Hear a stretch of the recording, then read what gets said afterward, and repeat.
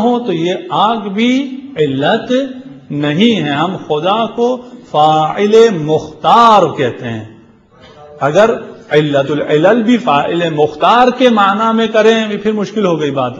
میں واپس آ جاتا ہوں اس گفتگو سے, لیکن اس کو کہہ دوں جو سمجھ سکتے ہیں. اگر علت العلل فاعل مختار کے معنی میں کہتے ہیں ہمیں اس سے کوئی اختلاف نہیں ہے, لیکن علت العلل اس کے اپنے معنی میں اگر استعمال کیا جائے تو یہ غلط ہے. کیوں؟ علت العلل کا کیا مطلب ہے؟ خود آگ بھی علت ہے, اس کے آگے بہت سی چیزیں اور بھی علت ہیں, اور سب سے آخری علت خدا ہے. نہیں, سب سے آخری علت نہیں ہے. ہر علت میں مشیت خداوندی شامل ہے. وہ فاعل مختار ہے, وہ چاہے تو کوئی چیز علت رہے گی, نہ چاہے تو وہ علت نہیں رہے گی. صلوات پڑھ دیجیے محمد علیہ.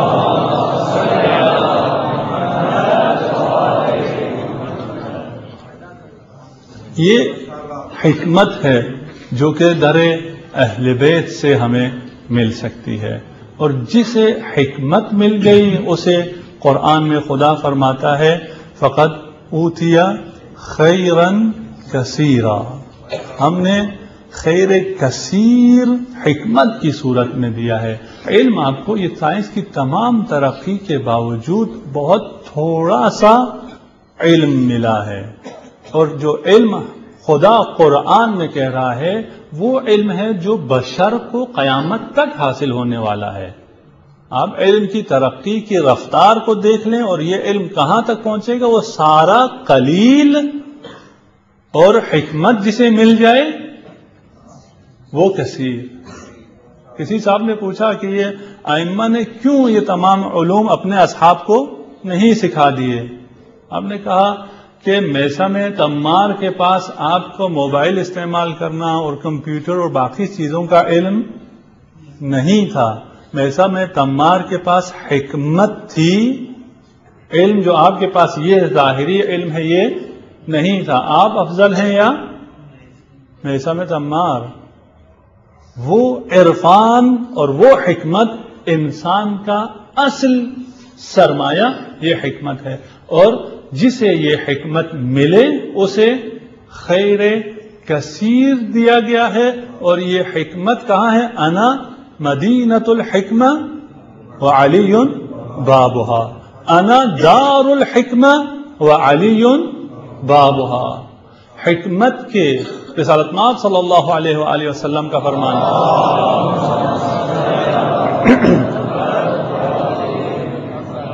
کہ حکمت کے 10 اجزاء ہیں, 10 حصے ہیں.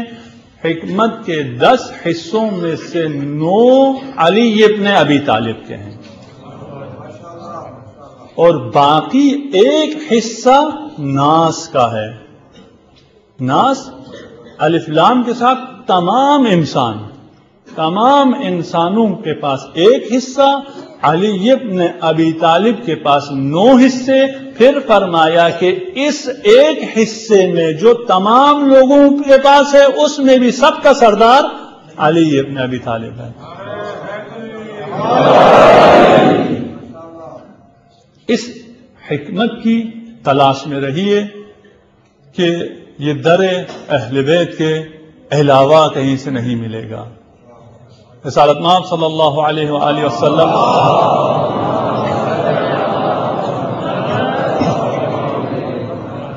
امیر المؤمنین کے بارے میں فرماتے ہیں علی کبیر فی الارض جلیل فی السماء.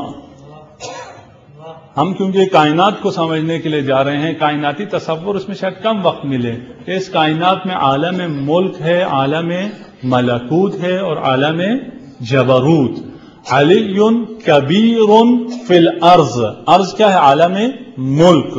عالم ملک میں علی کبیر ہے. علی کی کبریائی کو عالم ملک میں رہنے والے, زمین پر رہنے والے لوگ سمجھ سکتے ہیں, لیکن اس کی جلالت و عظمت اہل زمین کے ادراکات سے بالا تر ہے, اور اہل آسمان فقط جلالت علی کو سمجھ سکتے ہیں. اس لیے رسالت مآب نے فرمایا جلیل فی السماء.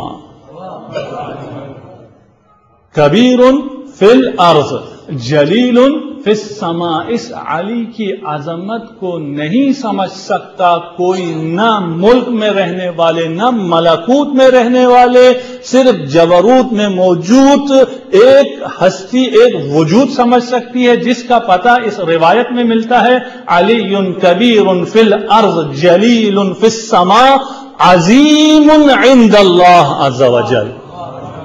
علی کی عظمت صرف خدا سمجھ سکتا ہے، لیکن اس عظیم باپ کی ایک عظیم بیٹی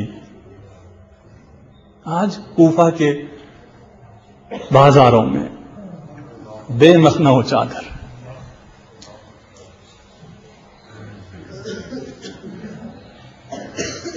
زینب کبریٰ ثانیہ زہرا معرفت کی عجیب منزل پر فائز تھی کہ امام حسین فرماتے ہیں کہ مجھے اپنی نماز شب میں کبھی فراموش نہ کرنا۔ زینب کبریٰ اسارت میں کربلا سے کوفہ، کوفہ سے شام تک کبھی نماز شب ترک نہیں ہوئی۔ امام زین العابدین فرماتے ہیں ایک دن میں نے دیکھا کہ پھپھی اماں زمین پر تشریف رکھ کر بیٹھ کر نماز شب ادا کر رہی ہیں۔ وجہ پوچھی، کہا 4-5 دن سے کھانا کم دیا جا رہا ہے، جتنا کھانا ملتا ہے بچوں کو دے دیتی ہوں، اب کھڑے ہونے کی طاقت نہیں ہے، کھڑے ہونے کی طاقت نہیں ہے، لیکن نماز شب تک نہیں ہوتی۔ سن 40 ہجری میں یہ زینب جس کوفہ کی شہزادی تھی، سن 61 ہجری میں اسی شہر میں واپس آ رہی ہیں۔ اس زمانے میں درس قرآن دیا کرتی تھی، خواتین کو درس دیا کرتی تھی، آج اونٹ پر سے خطبہ دینے پر مجبور ہے، بے حیاؤں کا مجمع ہے۔ لیکن علی کی بیٹی کا لہجہ سن کر ہر شخص نے کہا منطقھا کا منطق ابیھا، یہ شیر دل خاتون اپنے باپ کی طرح بولتی ہے۔ ایک مرثیہ ہے جو اس بازار کوفہ میں جناب سیدہ نے کہا ذاکر زینب کبریٰ، اور رونے والے امام زین العابدین، اور صدارت خود امام حسین علیہ الصلوۃ والسلام نو کے سنا سے اس مرثیے کو سن رہے ہیں۔ خود اسی الفاظ کو آپ کے سامنے پیش کروں گا اور آپ کی زحمات کو تمام کرتا ہوں۔ یا ہلالا لمستتمت کمالا غالہ خسفہ فابدأ غروبا، اے چاند ابھی تیرا کمال مکمل نہیں ہوا تھا، ابھی تو پورا بھی نہیں ہوا تھا کہ تجھے گہن لگ گیا۔ ما توہمت یا شقیق فوادی کان ھذا مقدرا مکتوبا، اے میرے دل کے ٹکڑے حسین، میرا نہیں خیال کہ یہ ہمارا لکھا ہوا مقدر ہے، میرا نہیں خیال کہ ہمارے مقدر میں یہ لکھا ہو کہ نبی کی تمام اولاد کربلا میں ذبح کر دی جائے اور آل محمد کو یوں بازاروں میں بے مخنہ و چادر پھیلایا جائے۔ یا اخی فاطمہ الصغیرہ کلمھا فقد قاد قلبها ان یذوبا، اے میرے بھائی، اے حسین، اپنی ننھی بیٹی سے بات کر لے، اس کا دل تیری یاد میں پگھلا جا رہا ہے۔ یا اخی قلبک الشفیق علینا، اے بھائی تیرا دل بہت مہربان تھا، تو ہم سے ناراض نہیں ہوتا تھا۔ ما لہو قد قسا وصار سلیبا، کیا ہو گیا کہ تو ہم سے روٹ گیا ہے؟ اگر سن سکو یہ مصرع، یا اخی لو ترى علیا لدى الاسر مع اليتم لا يطيق وجوبا، اے رسول خدا کے فرزند، اے میرے بھائی حسین، اے ماں جائے، اگر تو دیکھ سکتا ہے تو اپنے بیٹے زین العابدین کو دیکھ کہ اس میں تیری جدائی کے بعد اب اسارت کی طاقت نہیں ہے۔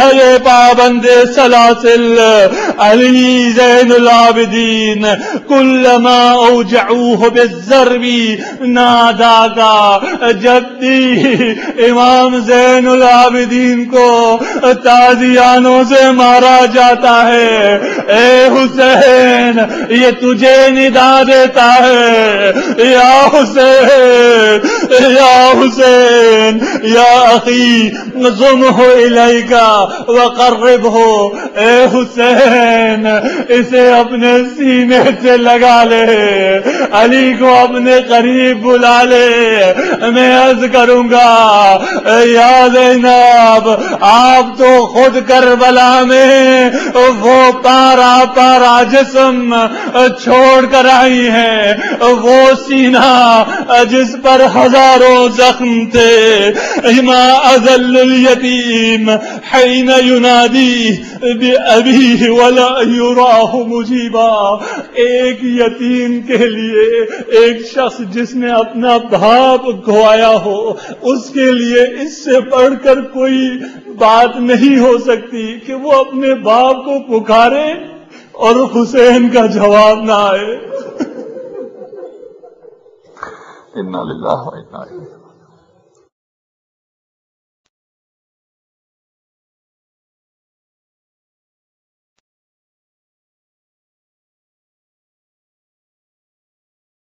شام والوں